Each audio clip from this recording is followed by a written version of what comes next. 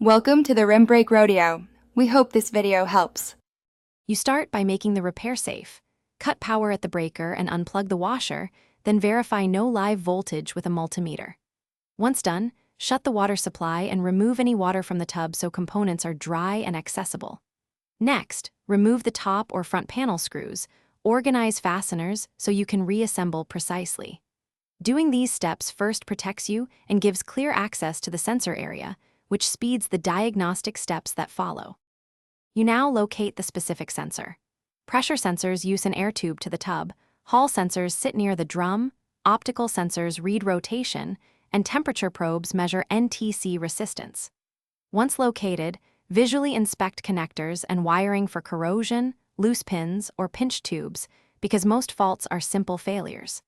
Then test with a multimeter for continuity or resistance. Compare those readings to expected values on the service label. If you remove the faulty sensor and fit a matching OEM or compatible part, making sure connectors and seals seat firmly, do not force pins. Once installed, reassemble panels, restore power and water, then run the machine's calibration or diagnostic cycle to let the control board relearn sensor positions. Make sure to watch for leaks and error codes during the first run. If the problem persists, recheck harness continuity, motor grounds, and run the cycle with a known good sensor to isolate control board faults.